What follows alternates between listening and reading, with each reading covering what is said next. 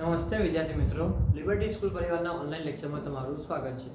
વિદ્યાર્થી મિત્રો, આપણે ધોરણ 12 ની અંદર ચેપ્ટર નંબર 4 ગતિમાન વિદ્યુતભારના ચુંબકત્વનો અભ્યાસ કરી રહ્યા હતા. એની અંદર છેલ્લે આપણે જોવા જઈએ તો આપણે વિષુવરેખા ઉપર, અક્ષ ઉપર બરાબર રિંગના આધારે ચુંબકીય ક્ષેત્રની બધી ચર્ચા કરી હતી. હવે આપણો નેક્સ્ટ પ્રશ્ન છે, ન્યુક્લિયસની ફરતે પરિભ્રમણ કરતા ઇલેક્ટ્રોનની ચુંબકીય ડાયપોલ મોમેન્ટનું સમીકરણ મેળવો અને ગાયરોમેગ્નેટિક ગુણોત્તર શું કરો સમજાવો. Hey there. Subscribe to my channel and also press this bell icon. આપણે એક લઈ લઈએ છીએ ન્યુક્લિયસ. શું લઈએ છીએ? ન્યુક્લિયસ. એની અંદર શું છે? પ્લસ જેડી વીજભાર. કેટલો છે? પ્લસ જેડી વીજભાર. અને એની કક્ષાની અંદર એક કક્ષા છે જેની ત્રિજ્યા લઈ લઈએ છીએ r. કેટલી ત્રિજ્યા છે? r ત્રિજ્યાની કક્ષામાં એક ઇલેક્ટ્રોન શું કરે છે? શું કરે છે? ગતિ કરે છે. તો આ ઇલેક્ટ્રોનના જે ગતિ કરે છે તેના માટે આપણે શું કરવી છે? ચુંબકીય મોમેન્ટ. શું મેળવવી છે? ચુંબકીય મોમેન્ટ. ચુંબકીય મોમેન્ટનું સૂત્ર શું છે? I શું છે? ચુંબકીય મોમેન્ટ m બરાબર શું હતું? IA. હવે I મેળવવા માટે પહેલા I મેળવવો પડશે, બરાબર? અને બીજું શું મેળવવું પડશે? A. તો આપણી પાસે છે કે πr². વર્તુળ છે શું મૂકી શકાય? πr². પરંતુ a ની કિંમત કઈ? સોરી, I ની કિંમત કઈ એ આપણે શોધવી પડશે. અહીંયા કોણ ગતિ કરે છે? ઇલેક્ટ્રોન. શું ગતિ કરે છે? ઇલેક્ટ્રોન ગતિ કરે છે. તો લખી દઈએ કે ધારો કે કોઈ ન્યુક્લિયસ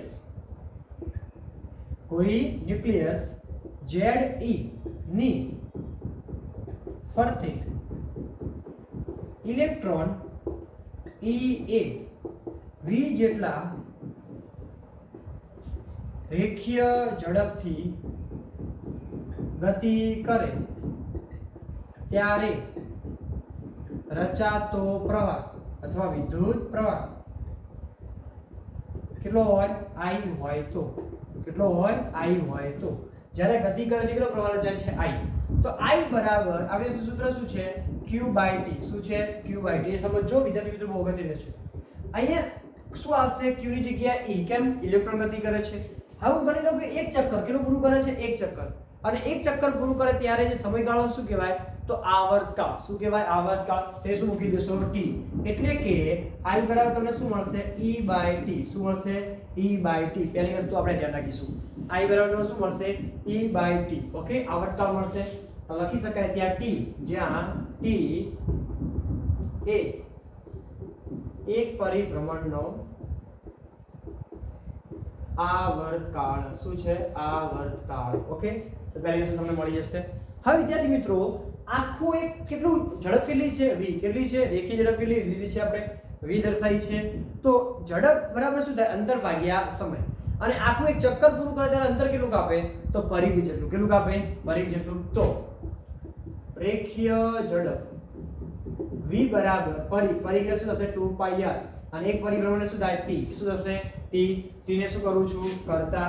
તો T બરાબર 2πr અપોન શું થશે? v. આ કિંમત ક્યાં મૂકી દઉં? I માં. કારણ કે સમીકરણ 1 માં. અને શું આપી દેશો? સમીકરણ નંબર 2 આપી દેશો. તો સમીકરણ 1 ની કિંમત શામાં મૂકતા? 2 માં મૂકતા. તો T બરાબર 2πr. v ની કિંમત કેટલી આવશે? તો કે I બરાબર E. T ની કિંમત શું છે? 2πr અપોન શું છે? v. v ક્યાં જતા રહેશે? ઉપર. તો I બરાબર v E અપોન 2πr. શું મળશે? I બરાબર ve અપોન 2πr. ઓકે, તો જોવા જઈએ તો હવે બહુ અગત્યની વસ્તુ છે. થોડી સંજ્ઞા હું બદલવાનું છું એટલા માટે થોડી વસ્તુને ધ્યાન આપીશું કે આ પરિભ્રમણમાં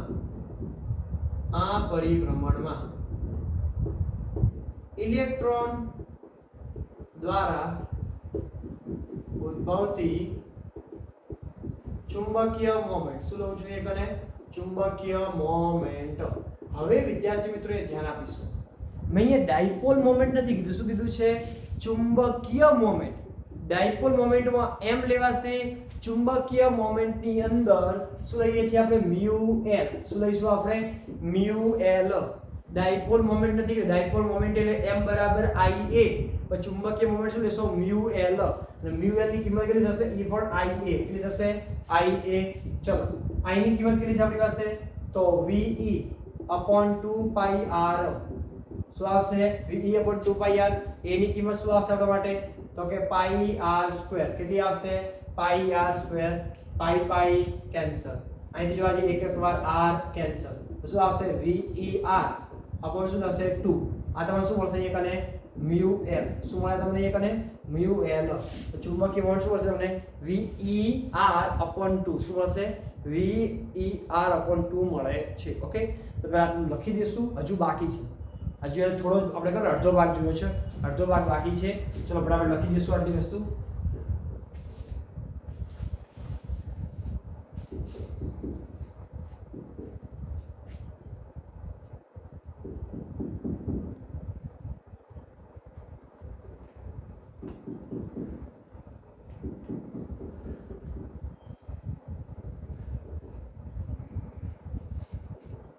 ચલો વિદ્યાર્થી મિત્રો લખાઈ ગયું હશે તો આને આપણે દૂર કરી દઈએ છીએ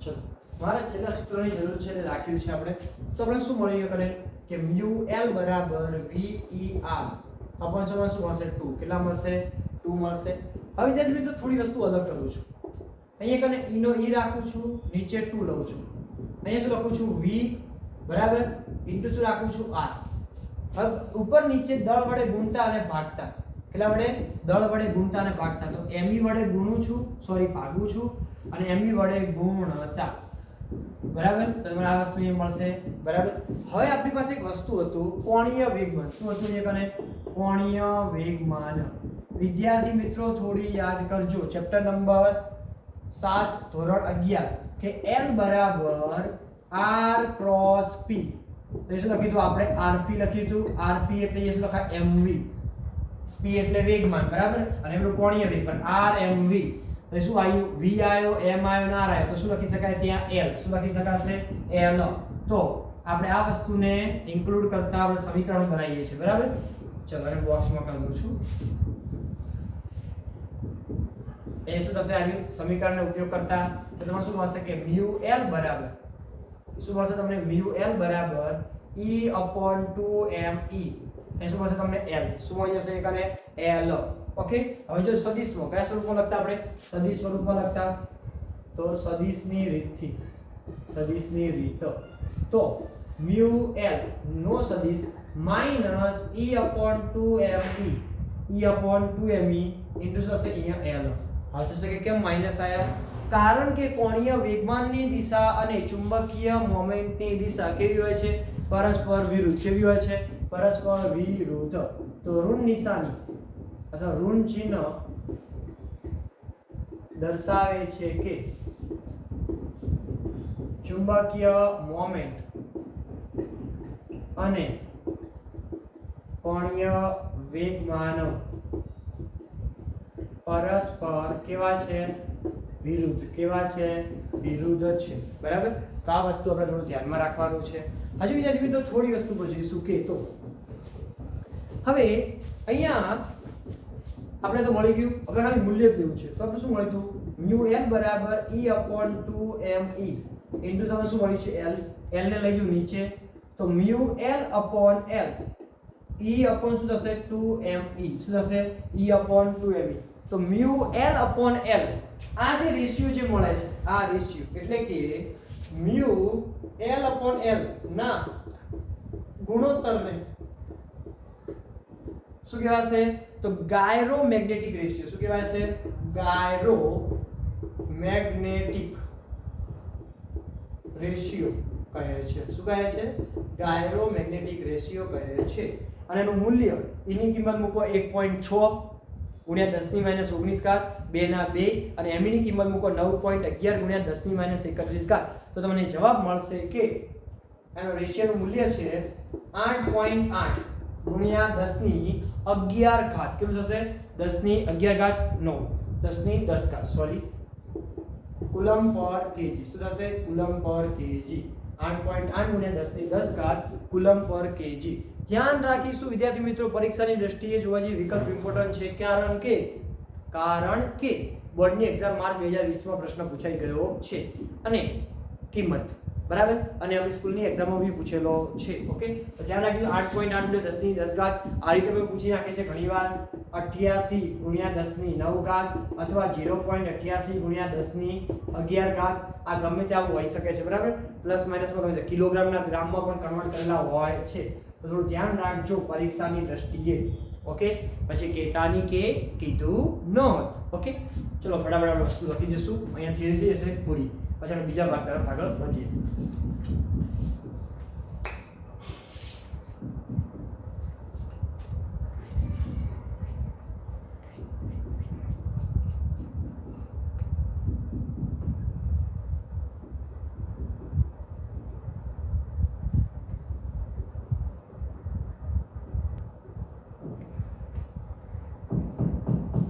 ચલો વિદ્યાર્થી મિત્રો આગળ વધીએ.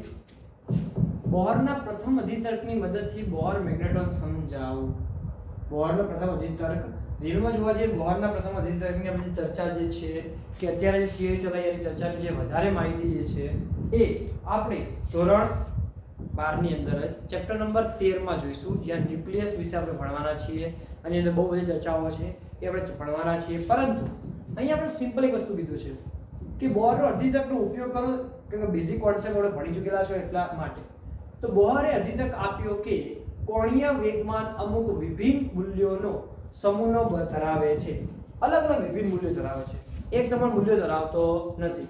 તો બોહરનું એનું શું કહેવાય છે? ક્વોન્ટમીકરણ. અને બોહરના ક્વોન્ટમીકરણથી એને એક સૂત્ર આપ્યું કે L બરાબર, L એટલે કે કોણીય વેગમાન L બરાબર n(h/2π). શું આપ્યું? n(h/2π), જ્યાં n બરાબર 1 2 3 4 ડેશ શું છે? n સુધી, પાછું અનંત સુધી. અને h જે છે પ્લાન્ક અચળાંક. શું છે? પ્લાન્ક અચળાંક. શું બતાવે છે? પ્લાન્ક અચળાંક બતાવે છે. અને એનું મૂલ્ય તમે જાણો છો કે 6.625 કેટલું થશે? 6.625 ગુણ્યા 10⁻³ ઘાત જૂલ ઇન્ટુ સેકન્ડ. ઓકે, આ મૂલ્ય આપણે જાણીએ છીએ. હવે આપણે L ની કિંમત ત્યાં ઉપરના સમીકરણો મૂકી દઈશું આપણા માટે. તો ચુંબકીય મોમેન્ટ શું લઈશું આપણે? ચુંબકીય મોમેન્ટ શું હતી આપણી પાસે? μL બરાબર E/2me ઇન્ટુ શું થશે? L. E/2me. L ની કિંમત કેટલી મૂકશું આપણે? તો કે NH/2π. શું આવશે? NH/ શું આવશે? 2π. ઓકે, તો વિદ્યાર્થી મિત્રો એ કિંમત ઉપર આપણે જઈશું તો એ લઈએ છીએ n બરાબર 1 માટે. n બરાબર 1 લેશો ત્યારે ચુંબકીય મોમેન્ટ સૌથી ઓછી કેટલી મળે છે? ઓછી મળે છે. કેમ કે હાઇડ્રોજન પરમાણુ માટે ચુંબકીય મોમેન્ટનું મૂલ્ય કેવું હોય છે? ઓછું હોય છે બરાબર, n બરાબર 1 માટે. તો એની કિંમત એનું e રહેશે 2me. n ની જગ્યાએ શું આવશે? h/2π. એની કિંમત 1.6 ગુણ્યા 10⁻19 ઘાત ભાગ્યા 2/2.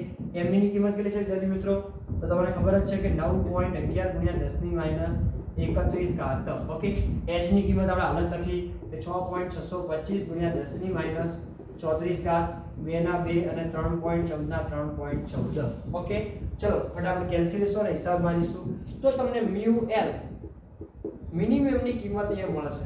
μL મિનિમમ ની કિંમત તમને મળશે 9.27 ગુણ્યા 10⁻24 ઘાત. 9.27 ગુણ્યા 10⁻24 ઘાત. એકમ તમને મળશે એમ્પિયર પર મીટર સ્ક્વેર. શું મળશે? Ampere metre square. કેમ? ભાઈ ચુંબકીય મોમેન્ટ છે, ચુંબકીય મોમેન્ટનો એકમ શું થાય? Ampere into metre square. અને આ જે લઘુત્તમ મૂલ્ય જે મળે છે બરાબર, μL ના જે લઘુત્તમ મૂલ્ય જે મળે છે બરાબર, એને કહેવાય છે બોહર મેગ્નેટ્રોન. તો μL ના લઘુત્તમ મૂલ્યને શું કહેવાય છે? Bohr magnetron. શું કહે છે? બોહર મેગ્નેટ્રોન કહે છે. ઓકે, તો આ વસ્તુ આપણે પૂરેપૂરું ધ્યાનથી એને કેચઅપ કરવાનું છે બરાબર. તો આ વસ્તુ પર થોડું જોઈશું આપણા માટે. ક્લિયર થાય છે? હવે આના પર થોડી બીજી વસ્તુ સમજવાની છે, પહેલા લખી દઈશું પછી આપણે આગળ વધીએ.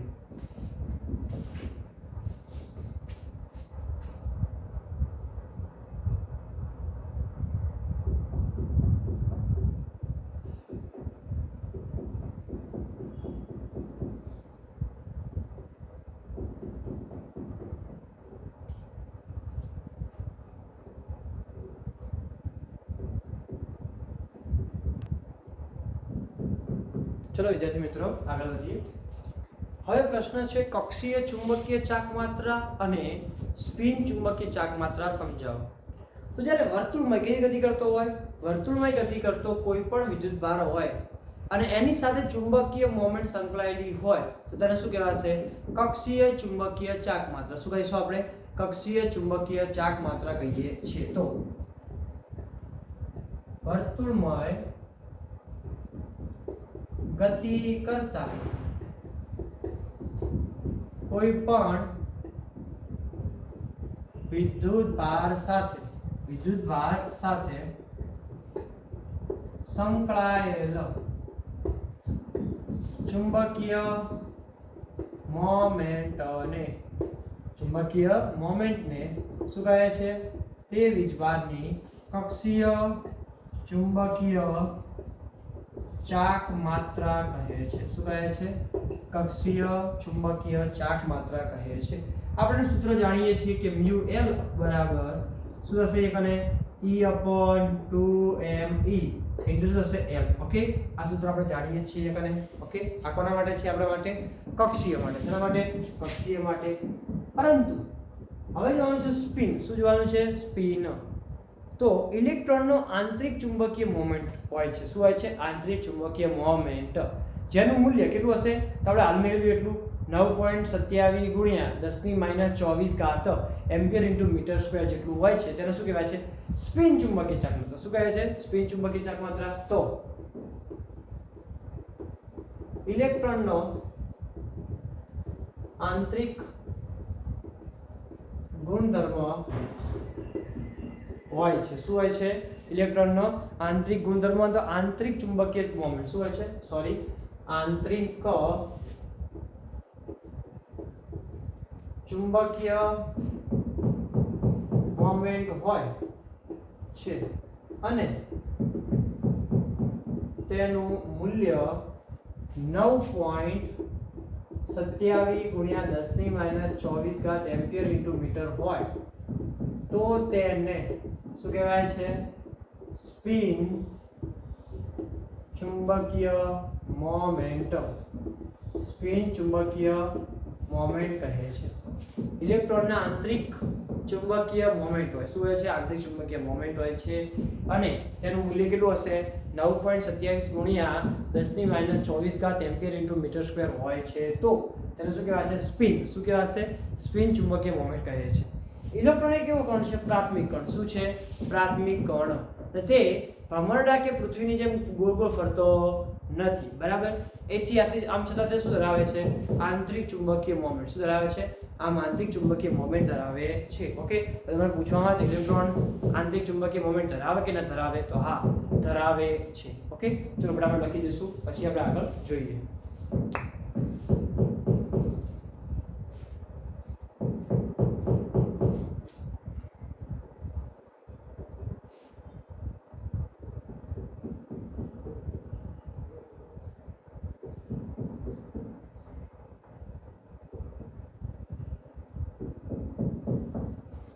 ચલો વિદ્યાર્થી મિત્રો લખાઈ ગયું છે તમારે.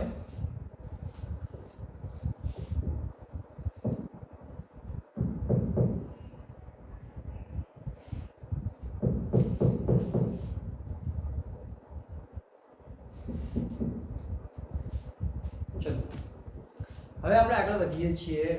હવે પ્રશ્ન જે છે થોડો ઇમ્પોર્ટન્ટ છે. ગેલ્વેનોમીટર. શું છે? ગેલ્વેનોમીટર. આપણે શરૂઆતમાં જોયું હતું કોણાવર્તન દર્શાવે છે. બરાબર? આ ગેલ્વેનોમીટરનો અભ્યાસ આપણે ચેપ્ટર નંબર 3 માં જોયો તો દાખલાઓ માટે ગેલ્વેનોમીટર વિદ્યુત પ્રવાહ માપવા માટે. પણ એકલું વિદ્યુત પ્રવાહ માપતો નથી. તો વિદ્યુત પ્રવાહ કે વોલ્ટેજ માપનાર પાયાના ઉપકરણને શું કહેવાય છે? ગેલ્વેનોમીટર. તો કે વિદ્યુત પ્રવાહ કે વોલ્ટેજ માપનાર પાયાના ઉપકરણને એટલે કે બેઝિક ઉપકરણને શું કહેવાય છે? ગેલ્વેનોમીટર. શું કહે છે? ગેલ્વેનોમીટર કહે છે. બરાબર? એકદમ પાયાનો એકમ છે, પાયાની વસ્તુ છે એટલા માટે. હવે સૂક્ષ્મ એટલે કે નાનો પ્રવાહ માપવો હોય તો પણ અથવા તેની હાજરીની નોંધ કરવી હોય તો પણ કોનો ઉપયોગ થાય છે? ગેલ્વેનોમીટર. બરાબર. તો સૂક્ષ્મ પ્રવાહના માપન માટે સૂક્ષ્મ પ્રવાહના માપનમાં કે પ્રવાહની હાજરી નોંધવા માટે પણ કોનો થાય છે? ગેલ્વેનોમીટરનો શું થાય છે? ઉપયોગ. શું થાય છે? ગેલ્વેનોમીટરનો ઉપયોગ થાય છે. શું થાય છે? ગેલ્વેનોમીટરનો ઉપયોગ થાય છે. બરાબર. તો શું છે? સૂક્ષ્મ પ્રવાહના માપન માટે કે એની હાજરી ચકાસવા માટે શું થશે? ગેલ્વેનોમીટરનો ઉપયોગ થાય છે. ગેલ્વેનોમીટરની રચનામાં યોગ્ય ફેરફાર કરીને વિદ્યુત પ્રવાહ માપવા માટેનું એમીટર કે મિલીએમીટર કે માઇક્રોમીટર બનાવવામાં આવે છે. એ જ રીતે બીજું કોઈ યોગ્ય ફેરફાર કરીને શું કરવાનું છે? વોલ્ટેજ માપવા માટે વોલ્ટમીટરનો પણ ઉપયોગ કરવામાં આવે છે. તો ગેલ્વેનોમીટરમાં જરૂરી ફેરફાર કરીને પ્રવાહ માપવા માટે એમીટર કે મિલીમીટર, મિલીએમીટર કે માઇક્રોએમીટર બનાવવામાં આવે છે. એ જ રીતે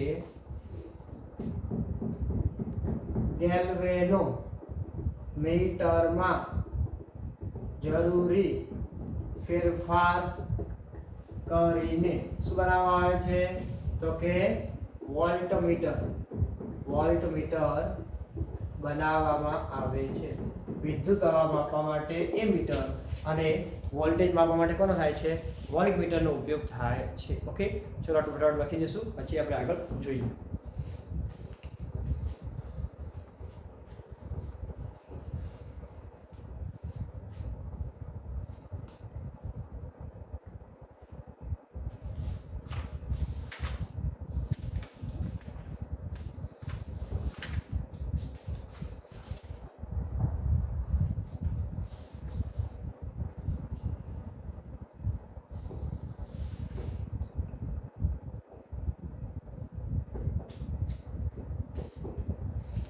તો વિદ્યાર્થી મિત્રો આજે આટલું રાખીશું.